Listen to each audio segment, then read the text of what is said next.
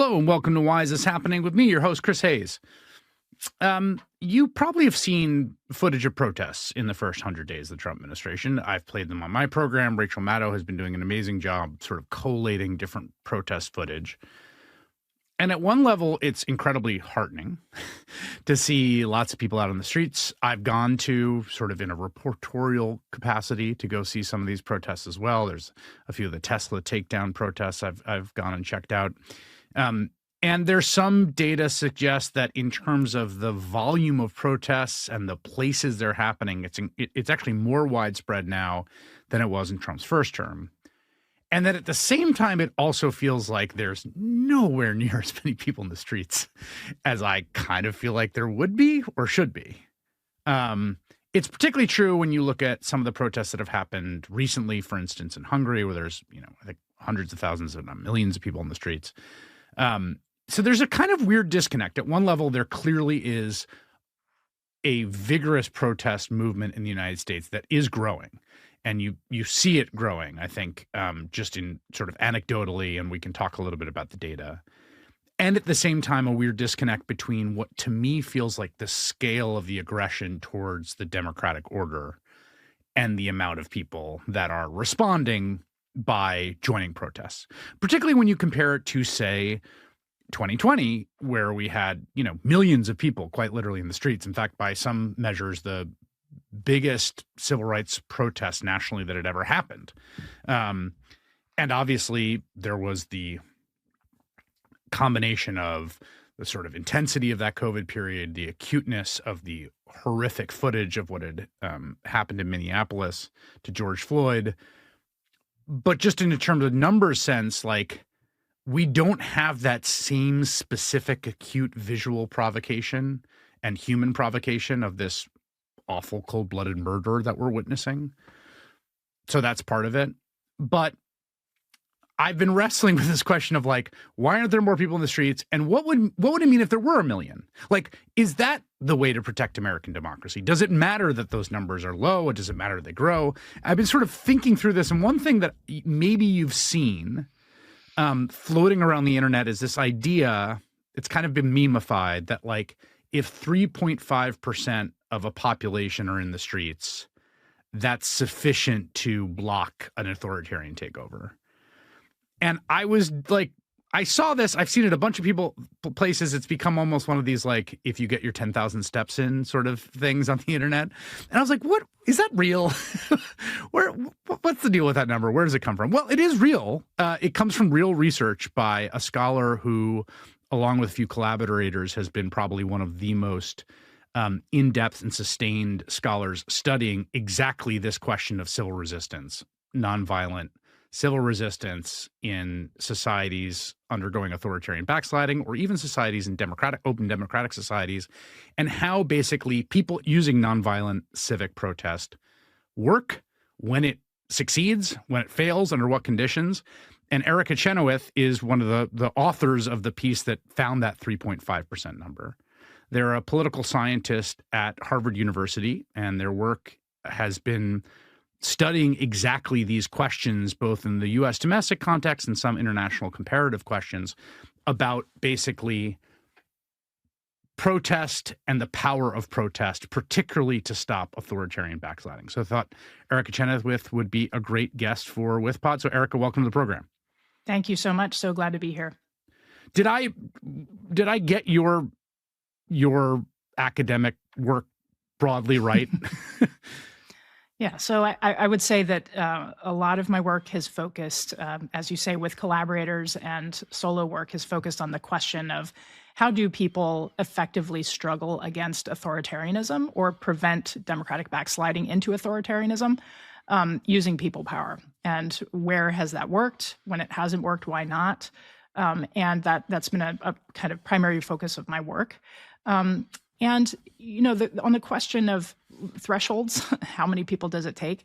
I would say we don't know exactly. What we know is what has happened in the past in other places, in similar contexts, one might argue.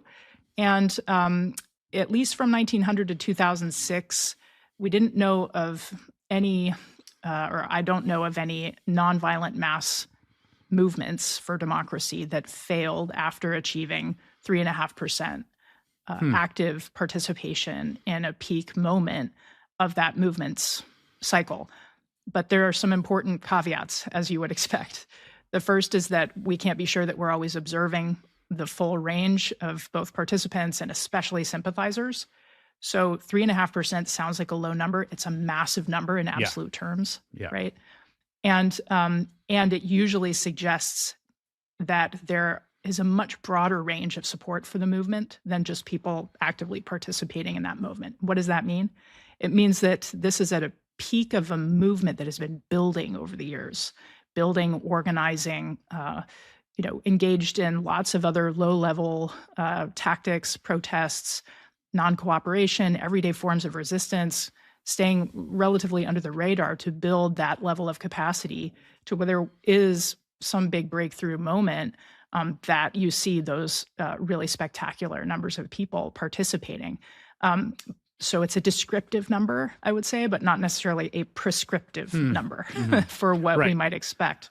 Based on the data that you've compiled, and this is something you and collaborators have done sort of for the first time, right? Is one of the things you've done is actually just assemble a kind of, my understanding, a kind of database of different forms of nonviolent protest, civil resistance in different societies, and when they were happening and how they were happening and how many people were participating, basically. Exactly. So Maria, Stefan, and I first established what's called the Nonviolent and Violent Campaigns and Outcomes database, or the NAVCO database. And what it is it's just looking at every case of a mass movement that was demanding the ouster of a dictator, usually an incumbent national leader, or the creation of a new country through secession, anti-colonial action, military occupation campaigns. So they're maximalist or revolutionary campaigns, if you will. These are like everything from the Algerian Revolution on the sort of armed conflict side to the Polish Solidarity movement, that was breaking through an authoritarian regime there in the 80s. So basically, what we're looking at there is we're comparing. Our initial study was to compare the effectiveness of the ones that were using people power techniques as their primary mode of resistance. So unarmed, ordinary people engaging in civic action, compared with armed insurgency. And our study which was published in 2011, Why Civil Resistance Works, just reports the fact that the unarmed resistance movements of the 20th century were much more likely to succeed than their armed counterparts, and that they were much more likely to result in democratic transitions, like way more likely to result in democratic transitions than armed insurgencies. So what happened then is that after that book came out and there was opportunity to engage with activists on key questions about why this is happening and what their experience was. One activist at a workshop asked me, is there a critical mass of people that's required to have nonviolent movements succeed? And I said, I don't know, but there's a guy named Mark Lickbach, another political scientist at Maryland. In his book, about what he calls the rebel's dilemma, there is a mention of what he calls a 5% rule, that probably you don't get more than 5% of the population ever participating in an uprising. And also that's probably all it takes. And he sort of casually mentions this and speculates that in his book. And so that's probably a fair guess, but let me open our database and see if we can, if that's true. And I saw that actually above the 3.5% figure, we hadn't seen any failures at that point. And so that's what then motivated, a talk that I gave and then some writing that I've done later on the 3.5% rule. I want to stay with this comparative stuff because I think it's really interesting. Just on the, we're talking about the Algerian independence movement, which was an armed movement for sure, versus Solidarity, which was nonviolent. Why was it, in your understanding, in this comparative sense, that nonviolent movements A, had more success, and B, led to democratic transitions? Yeah, so in our book, Why Civil Resistance Works, Maria and I say that there are really four things that nonviolent movements do better than armed campaigns. The first is that they get way more people involved. So you're just much more, right. It's just a much more inclusive set of methods of of resistance that are accessible, familiar, Hmm. visually obvious of like where you even go to participate, how you would get involved. It's not a secret. It's actually usually quite open at a certain point how people would participate. People can come in casually. They don't have to, commit to be fugitives for the rest of their lives. And there are all kinds of reasons why that then allows it to build the sort of base participation that is often quite confounding for armed movements.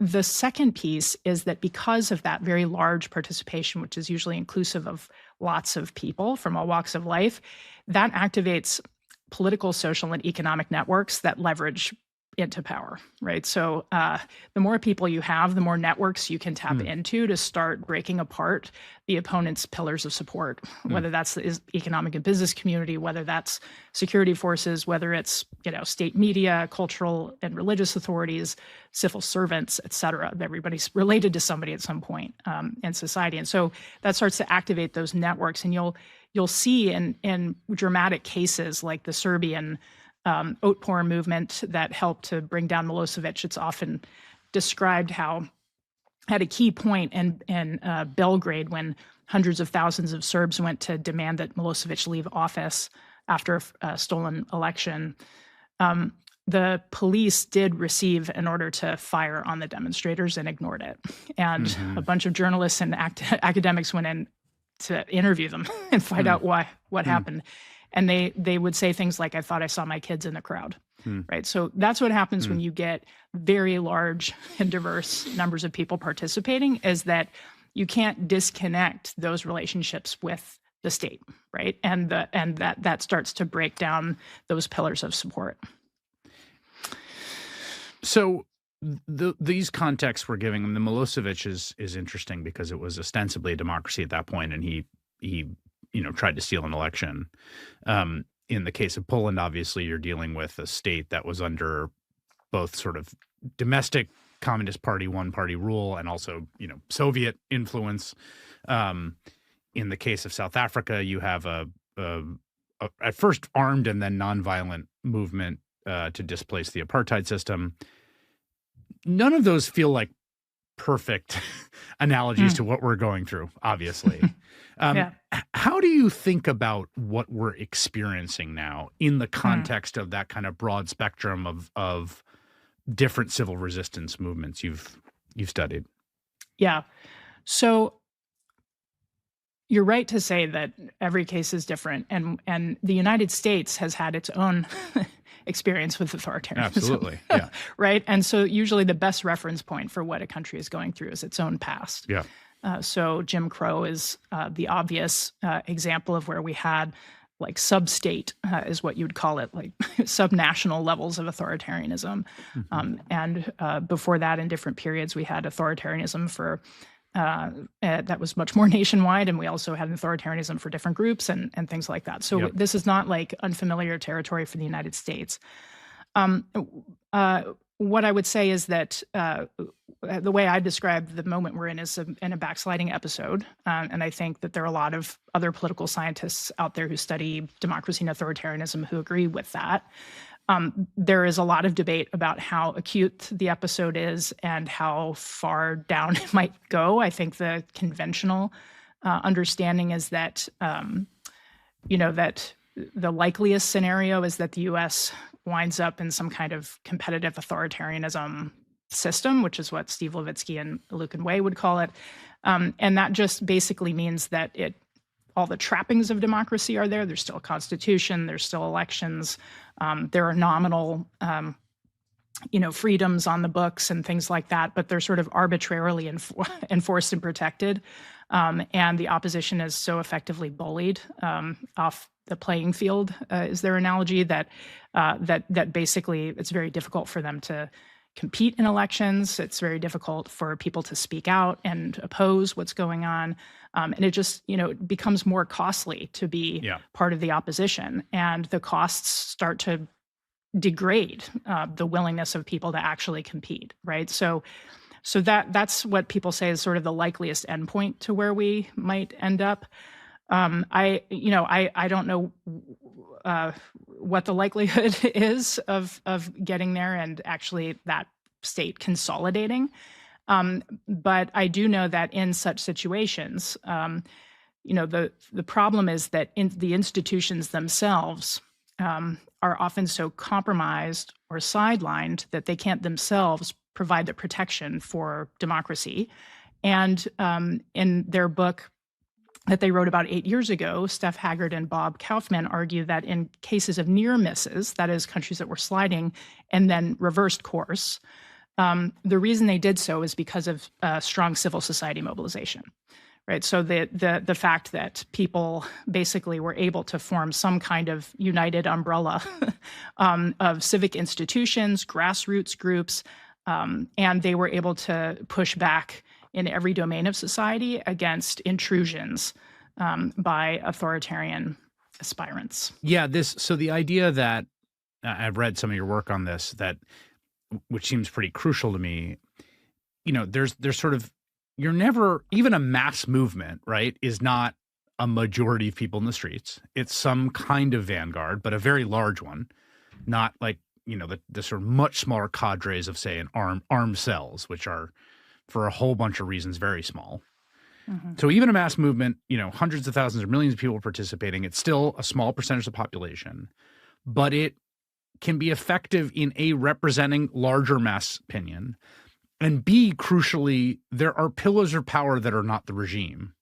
Yeah. That can be brought over, whether that's and talk a little bit about what those are, because I think everyone's in people have an old framework for America, and an incomplete one, right? I mean, all civil society was corrupted in the Jim Crow South, all the stuff we're talking about was present there in its own ways.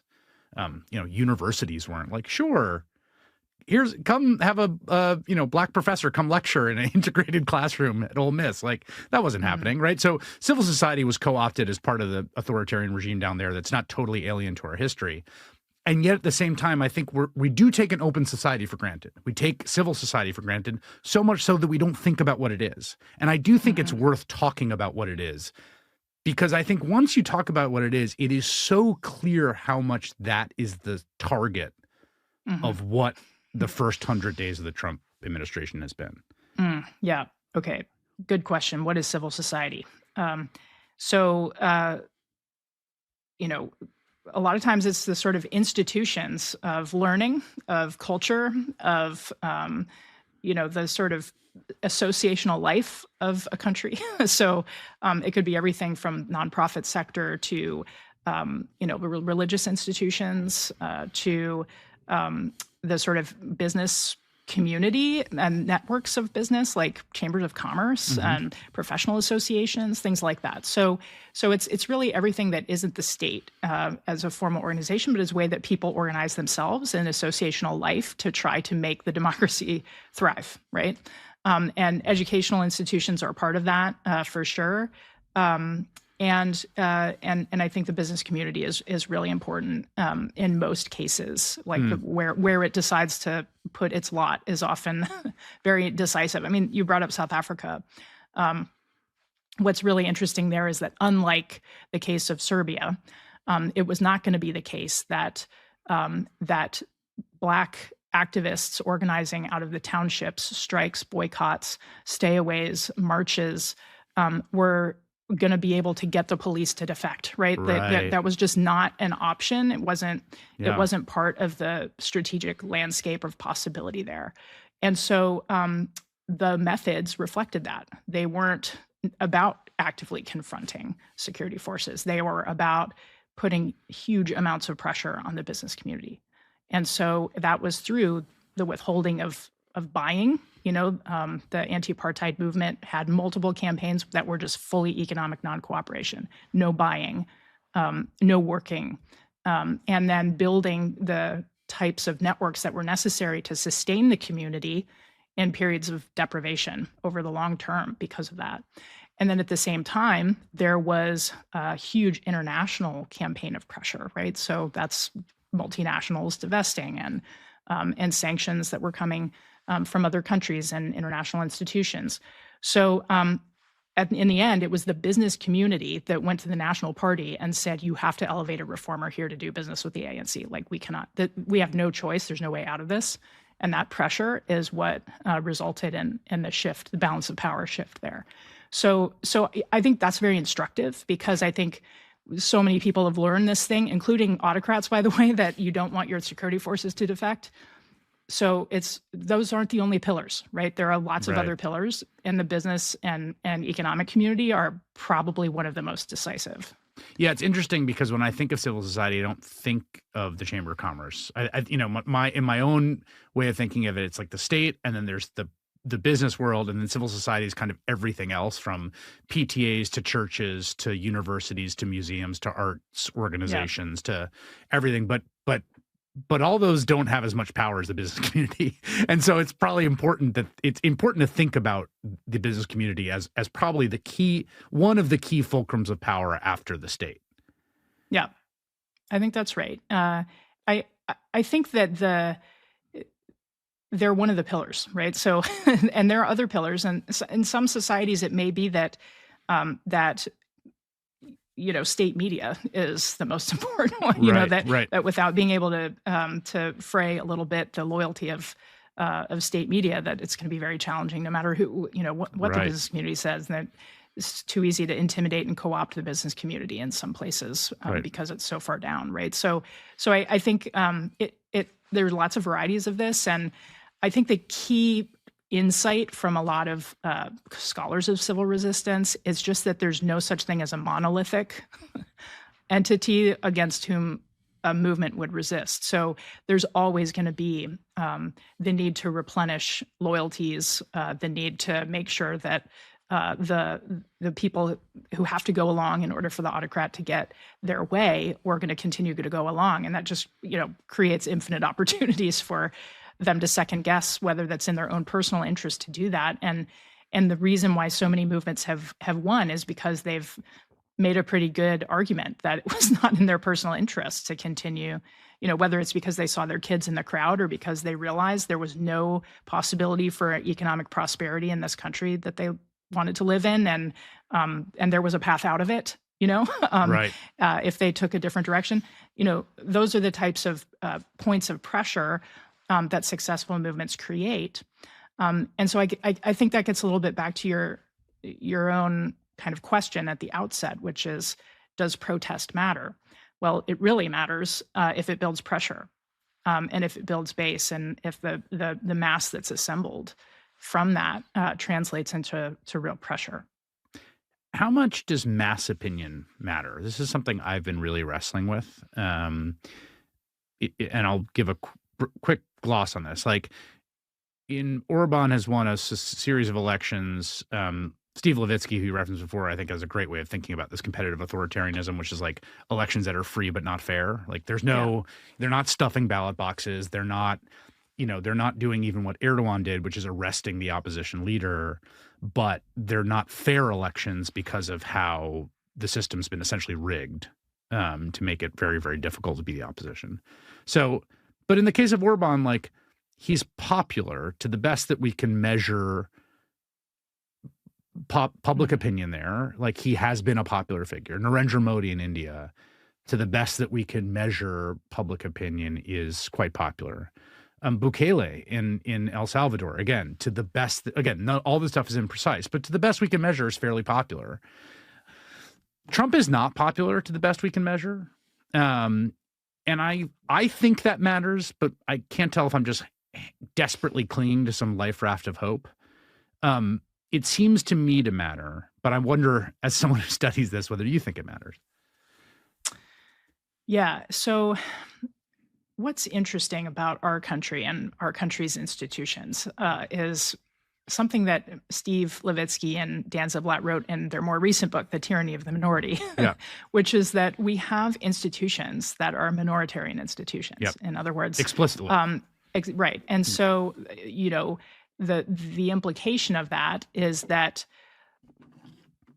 like, maybe popularity matters slightly less in this country than it would in another that didn't have the same kind of setup already and structurally in our institutions. So I do think it matters, But I think there's a lower floor here than than there might be in a lot of other authoritarian regimes because of this the sort of protection that incumbents get from the benefit of our minoritarian institutions.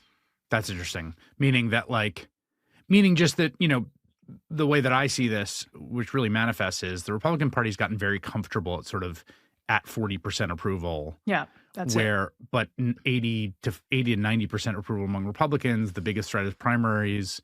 And, the Senate right now, the way the Republican Party coalition works, gives them a kind of advantage with that body. And so altogether, it's like the sky's not falling if it's 40%. Whereas if a Democrat's at 40%, you get a lot more panic. Exactly. Yep. In terms of our institutions, and in terms of this moment, how strategic versus haphazard do the moves made on the other side from Trump look to you? I've been unnerved by how. Well, here's my read on it. I've been unnerved by how methodically they have gone after civil society, like law firms, universities, parts of the business community that they can then cut tariff deals with. It really does seem like they do not believe in a free and open society, and they want to bring it under their control. And they're taking the steps they can to use the levers of power they have to do so. At the same time, they also just seem to be shooting themselves in the foot on a lot of stuff, particularly starting a trade war that might send the economy into recession. But given that you've sort of studied this kind of game theory back and forth between how regimes deal with civil resistance movements, what's your read on what they've been doing? Yeah. My read is that there are a lot of assertions of executive power, right? So EOs, record-setting assertions. Right? Yeah, they're not laws, but they're assertions of executive power. They're assertions of a political project. They're kind of a roadmap for where the administration would like the country to be, right? And so, if we take it at its word, then I think it's very clear that the administration wants to bring civil society to cooperate with implementing Donald Trump's vision for the country. And I think precisely because it's been done through executive orders, the primary way that civil society is pushing back is through litigation. And primarily litigation that questions the authority of the executive to make and do these things. So in a sense, that's sort of appropriate. But I think that's also why there's an attempt to bring the legal profession on side and to have all this army of lawyers at the ready to do all of the litigating, because I think his own experience, maybe as a businessman too, is simply that, like, litigation is sort of how it happens. Everything is litigated, happens. And you just have to win like a handful of suits, and so it's sort of not very costly to just do stuff all the time that is going to invite litigation, because probably some of it you'll win. And if you win a few really important things, then you really go far in expanding people's understanding of what your authority is. And so that it's sort of like moving the Overton window. Yeah. And the problem of like the fact that a lot of the litigation won't be sorted for a few years. That's the other thing, the time part of it, right? Like, yes, well, and this is why all this fight over injunctions, but like, you know what? You gotta reconstitute USAID and start giving everyone their HIV medication in the global South 3 years from now. Right. Yeah. Oh, and so okay. This is like lawfare. It's jawboning is like a word that some legal scholars use to describe just, and it's something we've seen in other countries where people just get tied up and sort of distracted by like how much they have to defend what they're doing, and the First Amendment itself and things like that. And yet it's so important in countries where this is happening that people do that, because they're also asserting rights and they're also asserting the rule of law by doing that. And that was going to be my question, because I do think in certain lefty circles, you'll hear this phrase, the courts won't save us. And there's a little bit of this like, doomerism about the rule of law and about the courts, and particularly, I think, understandably, a 6-3 Supreme Court in which, there's 3 members who have been appointed by him and 2 more who have not been appointed by him who are, zealots ideologically and incredibly aligned with his vision in Alito and Thomas.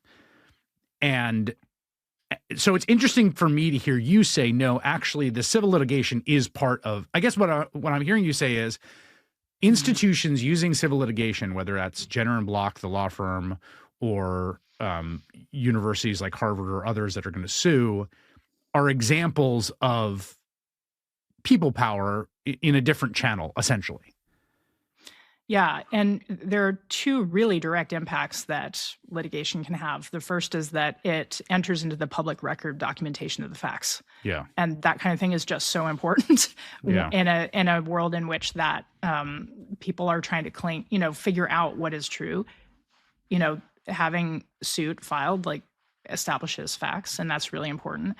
The second way that it has a direct impact is that sometimes there are pretty immediate rulings that protect space for dissent and assembly, and things that are so foundational in our constitutional order that if they're not going to hold, it's better to know right. As soon as possible. But actually, so far, seem to be pretty unanimously supported by the courts. And then the question is, okay, what do you do when the courts can't enforce the law? Right. Because they don't have that constitutional authority. And that is the question, right? If the administration starts to violate Supreme Court orders or ignore them, or ignore a few of them, more than one, and ones that are really important, then we're a different category of country at that point. But again, probably, in my opinion, on a sort of strategic level, better to know sooner than later. Yeah. I mean, as I'm speaking to you now, and I don't know what will be the case when people hear this, they're kind of ignoring the Supreme Court on Kilmar Abrego Garcia, who's the Maryland man who's been wrongfully or in error deported to El Salvador and immediately imprisoned in a notorious prison there, CCOT, which we've all seen the pictures of. The court has ruled 9-0 that sort of upholding the notion of the district court judge, they have to facilitate his removal. A little bit of a question of what facilitate means, but I think it's fair to say they're not facilitating his removal. And in fact, the president just said in an interview, I could get him back if I wanted to. So, and part of the thing that's a little weird to me, and I wonder, I'd love to hear you talk about this. Trump is weirdly good at testing lines in a way that is crescendo-less, if that makes a sense. It's sort of like, see if he can get away with it, maybe taking a step back, taking another few steps forward, testing. The only real January 6th was when it all, there was no kind of plausible deniability. Even that it was go down and protest peacefully. Mm-hmm. He's not going to get up on the balcony and give some thundering sort of obviously authoritarian / fascist speech about how he's defying the court. It's going to be, if he does it, it's going to be in exactly the way it's happening now, which to me it makes it harder to galvanize public opinion precisely because of that. Yeah, I mean, one of the difficult things about backsliding in general is that there are no bright lines. Yeah, right. And so people often find out what the world they're in after the fact. And that's what makes this wave of global autocratization, as they call it, much more like the one that was in the 1920s and 30s than the one that was in the 1960s and 70s. Because in the 60s and 70s, there were bright lines. There was a coup outright by the military, declaring themselves the caretaker government, or there was an armed revolution that won and ousted, and so that was very obvious. You were in that's one a good country point. then, and now you're not. We're in a different world where most of the autocrats or aspiring autocrats today are elected authoritarians, and that's like it was in the 20s and 30s, where they're actually put into power through elections generally, and then actually begin to dismantle the state and bring it under their control. And so that's what we've seen in similar, or we've seen similar attempts around the world in the current wave of autocratization. You brought up the case of Hungary and attempts that we saw to do similar types of executive kind of auto coups or things along those lines in Brazil and in Poland. We've also seen civil society mobilization pushing back against that in several of these cases and doing so effectively, at least temporarily. But it is very disorienting for people because they expect one morning to wake up and the sun is not out. It feels dark. It feels like dangerous. It feels different. And actually, most of the time, most people's lives just kind of keep going until all of a sudden they realize that stuff is happening that is much less predictable. They can't figure out why so-and-so isn't showing up at work anymore. And they begin to be afraid. And the sense of fear and social silencing happens even before people know. This to me, I mean, partly our cultural vocabulary on this tends to be either communist dictatorships or the Nazis. And these, there's a reason that the notion of totalitarian is distinct from authoritarian. And like, we tend to think in totalitarian terms, partly because of the Cold War, the popularity of 1984, because of Hannah Arendt's work on this, that like, I've been to Turkey under Erdogan. It is not a free society in the way that I would want to live in a free society, but I've been to art galleries and to universities. I've met with students. I've met with members of the opposition party.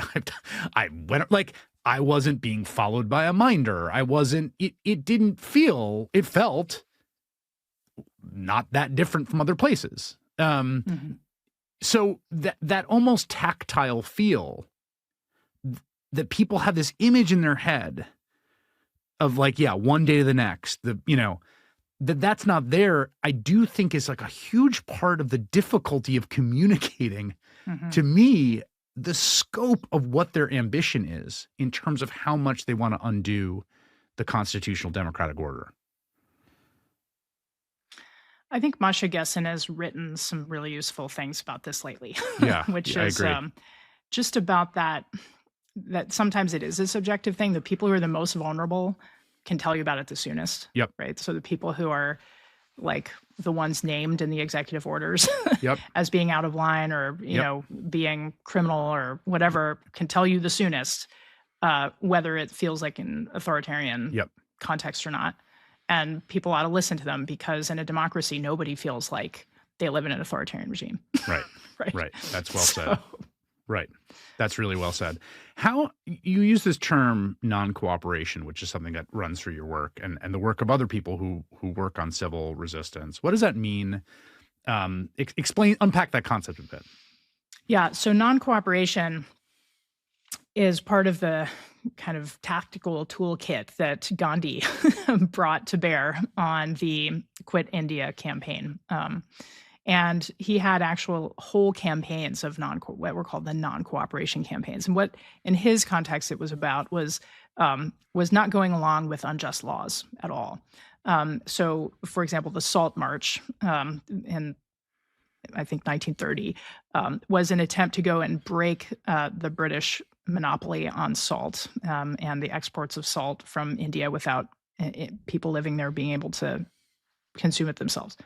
So he went and broke the salt law and was arrested eventually and everything. And so the idea is just to withhold participation or withhold cooperation from things that benefit effectively the opponent. The way people often talk about it now is more like direct economic non-cooperation. So methods like strikes or boycotts are forms of economic non-cooperation. And that just means that people won't buy things. They won't go to work, And these methods, the reason that they matter so much in whether campaigns end up winning or not often is precisely because they impose direct material costs, like almost immediately. I got to say, like, I am kind of amazed by the Tesla takedown movement in this respect because it essentially, as far as I can tell, and I've talked to some people working on it, entirely grassroots. Like there's not really any professional organizers or NGOs, and maybe some money's come in, but ironically enough, it's the opposite of what the White House and Musk have said about it. Like, it's genuinely grassroots. And it has imposed incredibly striking material costs on the world's richest man in a very short period of time through something that is nowhere near as dramatic an ask as going on strike, which is forfeiting your pay. It's just like, don't buy this dude's cars. And it's been, I mean, in just dollar terms, when you look at the share value of Tesla, when you look at the sales, when you look at the material cost it has imposed, it is really striking how effective it's been. The term boycott itself comes from the tactic's first target, a guy named Captain Boycott, who was an absentee British landlord in County Mayo, Ireland. And a bunch of women associated with the Irish Ladies Land League realized that if they refused to sell him products, they refused to launder his clothes, they refused to clean his house, they refused to make him comfortable in any possible way when he came to town to collect rents, he would not come back. And that's what they did.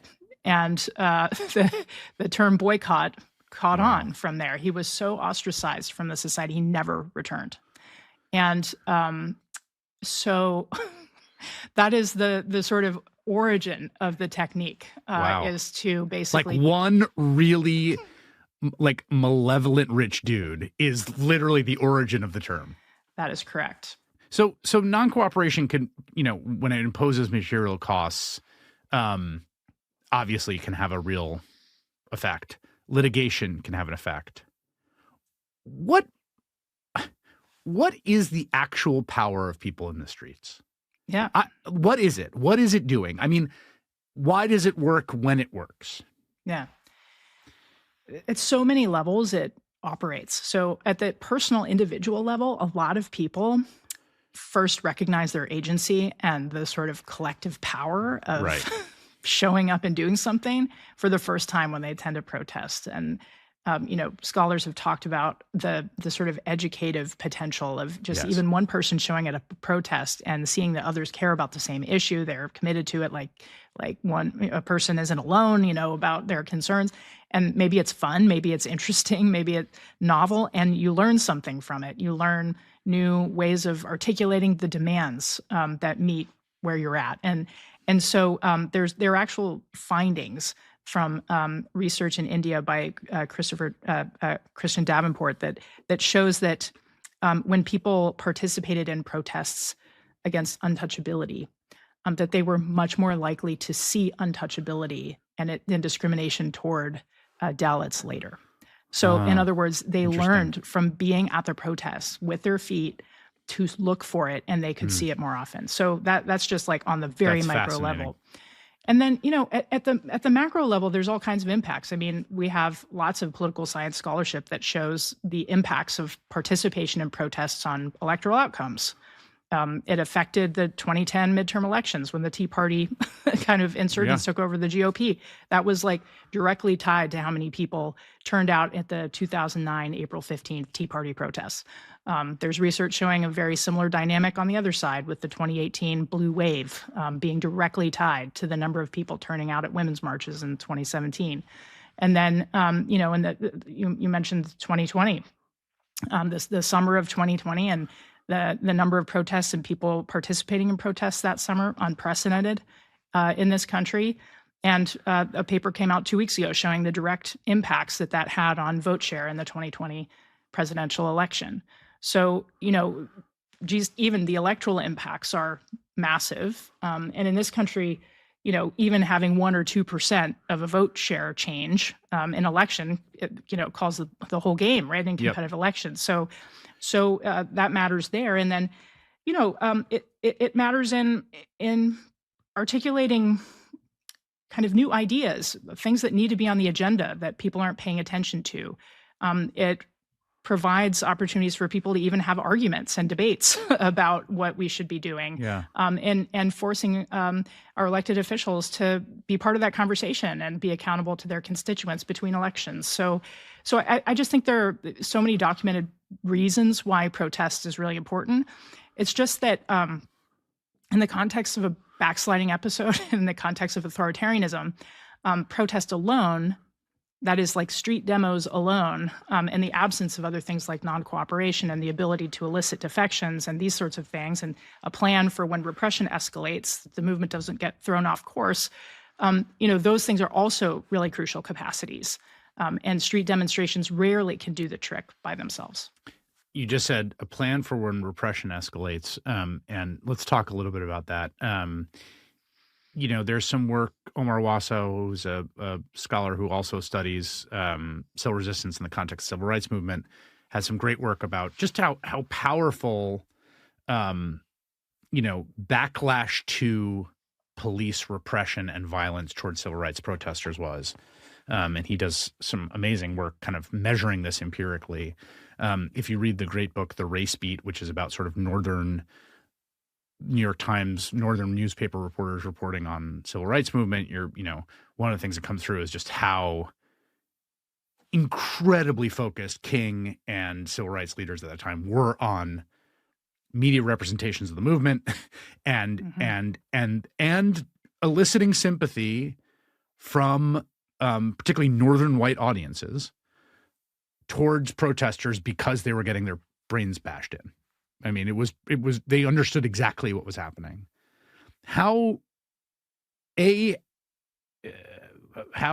often does repression come, like physical repression, violence? How do movements deal with it, and how much does that backlash effect matter? Yeah. So in the database that Maria and I collected, something like 88% of the campaigns experienced some form of violent direct state repression. The range of lethality varied.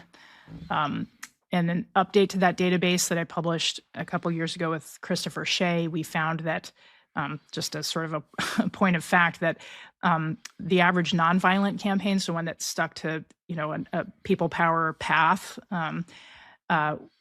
suffered something like 22 times fewer casualties or fatalities than the average armed campaign. So there's like a significant, that makes sense. Right.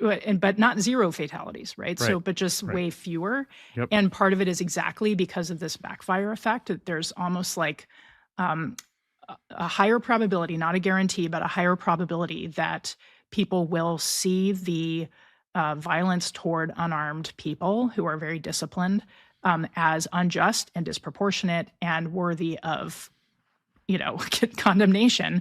And sometimes those moments are where you see the defections happen among security forces or important people in the business sector or whatever. And it's also sometimes where more people start to pour into the movement to support it, because it just is such a galvanizing thing for people to see. I mean, kind of worldwide, there's two things I think that are often like standard triggers for mass mobilization. One is a stolen election, a really stolen election, one that kind of everybody agrees, including supporters of the tyrant, was probably stolen. The other is an episode of state violence. Right. An episode of state violence, including police brutality or whatever, mobilizes in a much more predictable way than other triggers like, price shocks or something like that. That's really interesting. Those two things are the kind of, that signal stands out in your data. Yeah. How good a job do you think we're doing, American civil society, right now? Well, I think that I would say that the United States civil society has all the ingredients it needs. And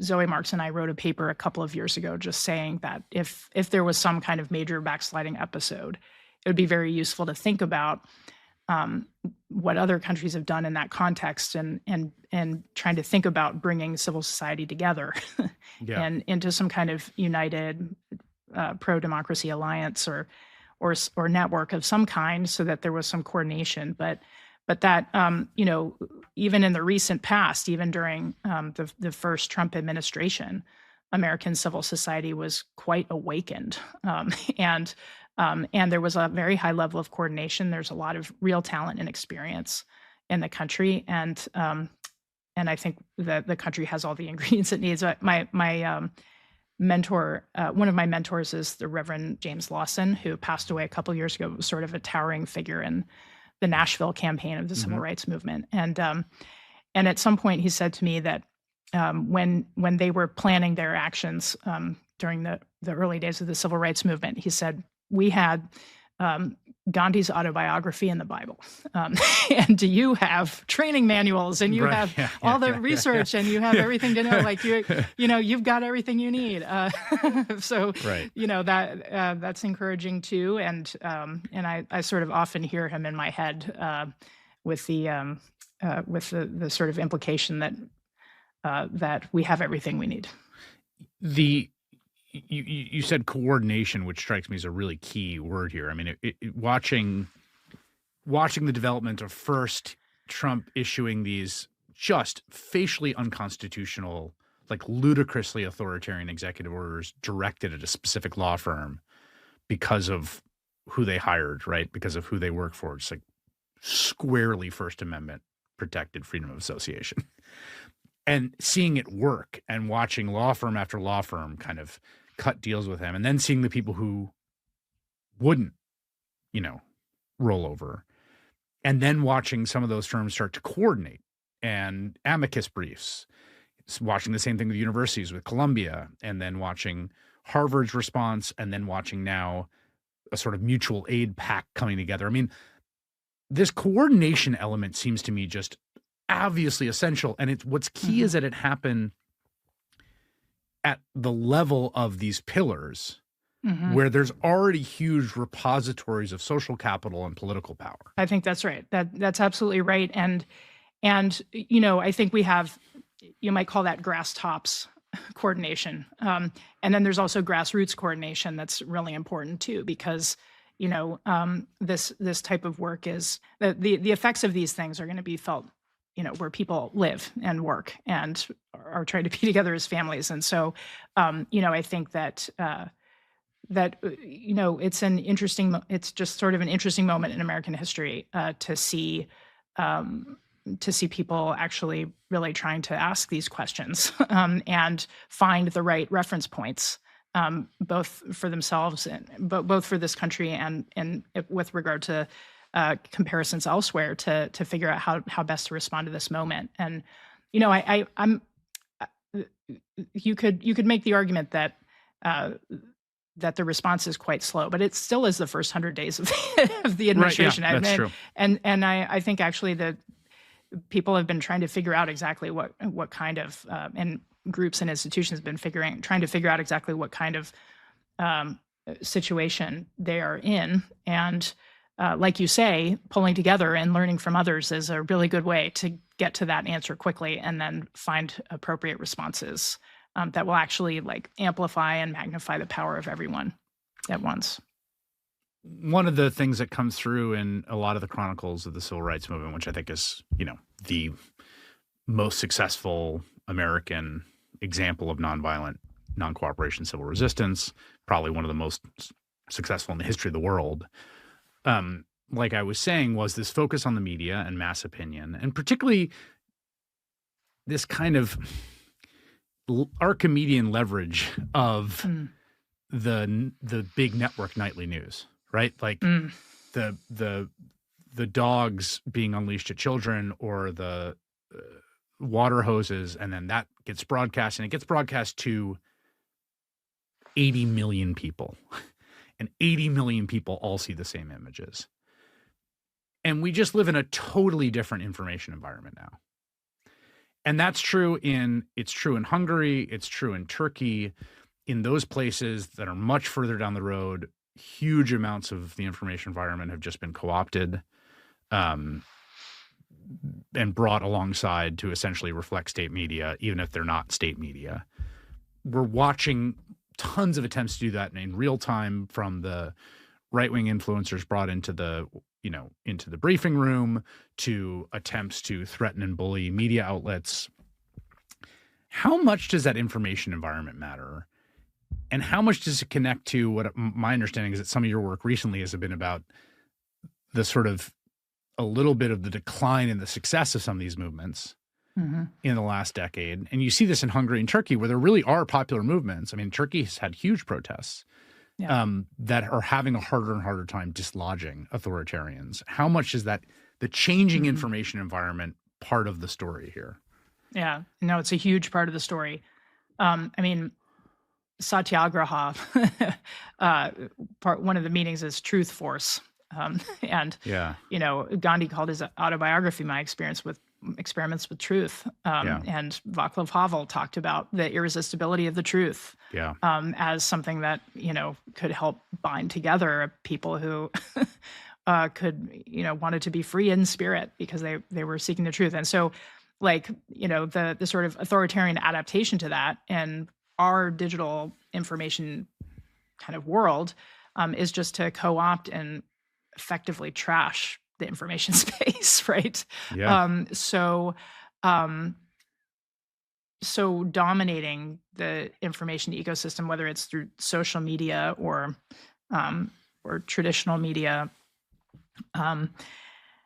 is part of the story. But so is just the enhanced surveillance capacity that our current environment provides. I mean, you know, on the one hand, people leave digital traces of their political opinions and activities all the time on, on social media and whatever. But on the other hand, they barely even need to because they're carrying around their cell phones all the time. And, you know, it's sending information to various apps, you know. So the difference between the sort of propaganda era of the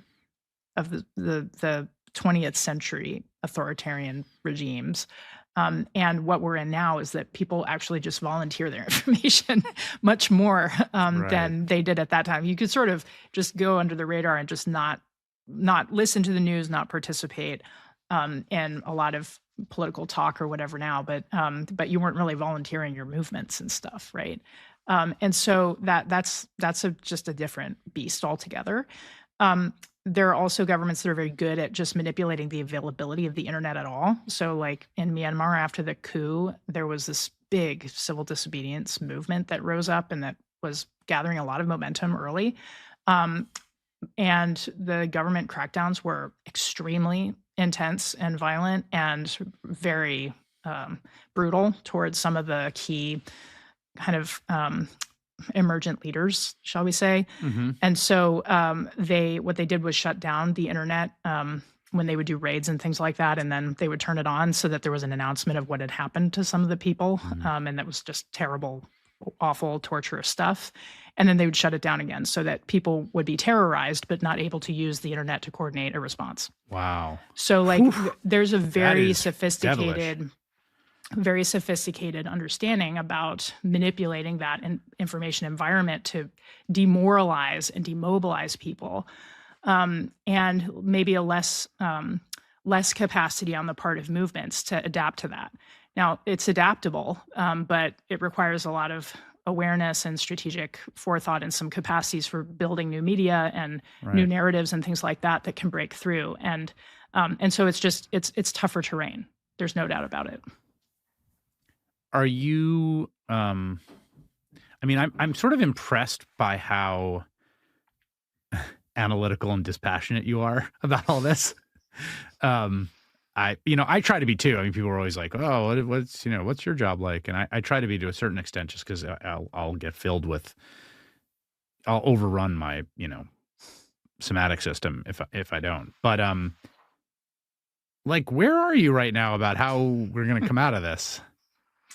I always got to keep the faith, Chris, and take it a day at a time. And today you and I are talking on your show, and I had a pretty normal day at work, and it's just one day at a time. That's how I'm feeling. All right, I think we can. I think we'll take that one day at a time. Erica Chenoweth is a political scientist at Harvard University. They study nonviolent civil resistance, author of numerous books and studies, and it's really a great pleasure to talk to you. Thank you so much. Likewise. Thanks for watching Why Is This Happening? The Chris Hayes podcast on YouTube. New episodes come out every Tuesday. Subscribe to the MSNBC channel so you don't miss a conversation. For more from me, visit the All In with Chris Hayes YouTube page and follow me on social media at Chris L. Hayes.